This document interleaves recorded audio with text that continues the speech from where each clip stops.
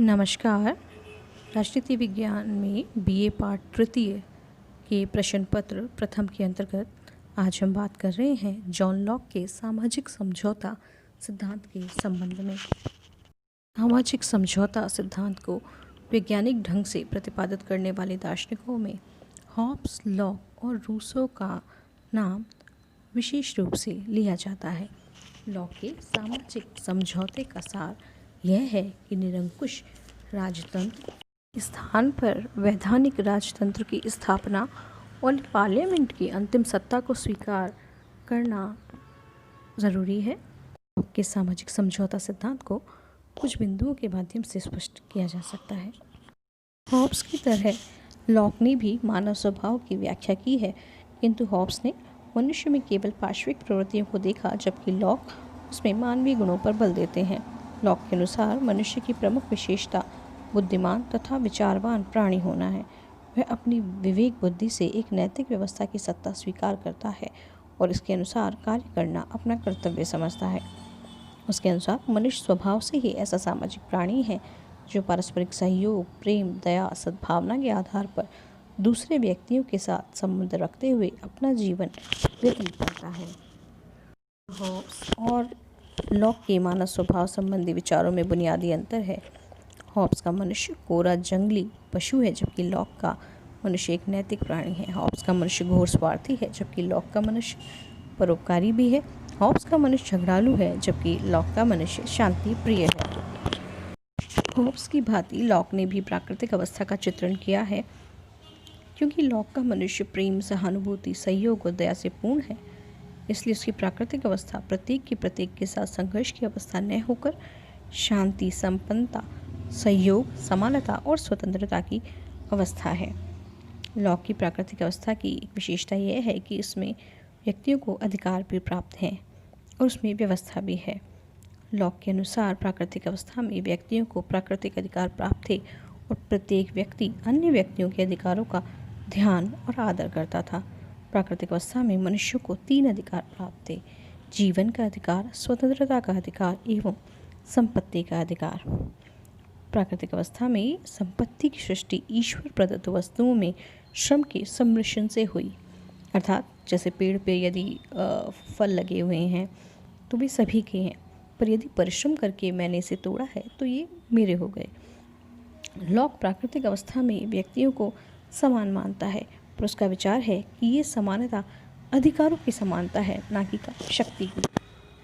प्राकृतिक अवस्था इस विवेक जनित प्राकृतिक नियम पर आधारित है कि तुम दूसरों के प्रति वही बर्ताव करो जिसकी तुम दूसरों से अपने प्रति आशा करते हो। लॉक के अनुसार व्यक्ति प्राकृतिक अवस्था की इस प्राकृतिक व्यवस्था के अनुसार चलते हैं तथा उचित अनुचित, पाप पुण्य, धर्म अधर्म की स्वाभाविक भावना के अनुसार परस्पर व्यवहार करते हैं। लॉक के द्वारा बताई गई प्राकृतिक अवस्था आदर्श ज़रूर है, किंतु यह न तो व्यवहारिक है और न ही इसमें स्थायी होने की कोई गारंटी दी जा सकती है। प्राकृतिक अवस्था में व्यक्तियों को कुछ असुविधाएं थी। प्राकृतिक अवस्था की पहली कमी यह है कि इसमें कुछ सुनिश्चित, प्रकट और सर्वमान्य नियम नहीं हैं जिनके आधार पर उचित अनुचित का निर्णय हो सके। इसकी दूसरी कमी यह भी थी कि इसमें कोई प्रकट एवं निष्पक्ष निर्णायक नहीं है। प्राकृतिक अवस्था की तीसरी कमी निर्णयों को कार्यान्वित कर सकने वाली शक्ति का अभाव है और ऐसी दशा में निर्णय कार्यान्वित होने से रह जाते हैं। इन असुविधाओं के कारण व्यक्ति प्राकृतिक अवस्थाओं का त्याग कर समझौते के आधार पर राज्य संस्था की उत्पत्ति करते हैं। मनुष्य 2 प्रकार के समझौते करते हैं।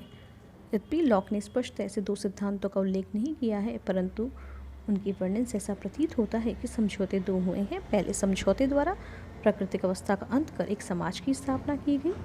पहले समझौते द्वारा मनुष्य निश्चित करते हैं कि वे अपने संबंध में व्यवस्था करने का अधिकार समाज को देते हैं। परिणाम स्वरूप अब उस कानून के निर्माण का अधिकार समाज को होगा जिन्हें वह मनुष्य के व्यक्तिगत और सामाजिक हित के लिए उपयोगी समझेगा।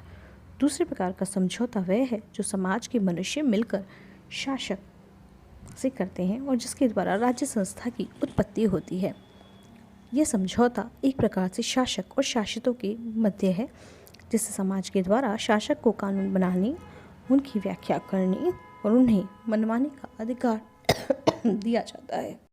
लॉक के सामाजिक समझौते सिद्धांत की कुछ विशेषताएं हैं, जैसे यहाँ दो प्रकार के समझौते होते हैं। पहले समझौते द्वारा एक राजनीतिक समाज की स्थापना होती है और दूसरे के द्वारा सरकार की स्थापना होती है। समझौते के आधार पर जिस राज्य का निर्माण होता है वह मानवीय अनुमति और सहमति का परिणाम होता है। का ये कहना है कि क्योंकि शासक भी समझौते का पक्ष है, अतः समझौते की शर्तें उस पर अनिवार्यतः लागू होती है और समझौते का पालन उसके लिए करना आवश्यक है। अथवा सरकार की स्थापना मनुष्यों के समझौते और सहमति पर आधारित होती है। अतः यदि सरकार निश्चित लक्ष्य को पूर्ण करने की दिशा में कार्य न करे तो शासक की नियुक्ति करने वाली जनता को उसे पदच्युत करने का अधिकार है।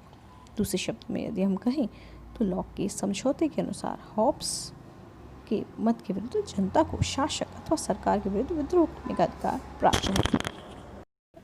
समझौते के द्वारा जिस राज्य संस्था की उत्पत्ति की है उसकी कुछ विशेषताएं भी हैं, जैसे राज्य मानव कल्याण का ही एकमात्र साधन है, क्योंकि व्यक्तियों ने अपने कल्याण के लिए राज्य को बनाया है या समझौते के द्वारा राज्य की उत्पत्ति की है। इसकी दूसरी विशेषता है कि राज्य का आधार जन सहमति है। लॉक की राज्य संबंधी जो विचारधारा का प्रथम और अंतिम जो स्वर है वो जन सहमति ही है। लॉक ने राज्य की उत्पत्ति के संबंध में समझौते सिद्धांत को अपनाया है। इसका मूल विचार ही है कि राज्य की स्थापना जन सहमति के आधार पर हुई है। लॉक के राज्य की तीसरी विशेषता है कि यह राज्य सीमित सत्ता वाला राज्य है। उसे असीमित शक्तियाँ या असीमित सत्ता प्राप्त नहीं है। उसकी शक्ति लोक कल्याण के लक्ष्य की सिद्धि के लिए ही है।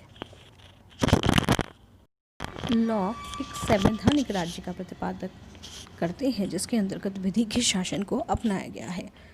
लॉक राज्य में विधि को सर्वाधिक महत्वपूर्ण मानते हैं और शासक तथा शासित दोनों को समान रूप से उचित विधियों का पालन करने के निर्देश देते हैं। इस प्रकार लॉक ने जो विशेषताएं राज्य की बताई हैं उससे राज्य के उदारवादी स्वरूप की झांकी मिलती है।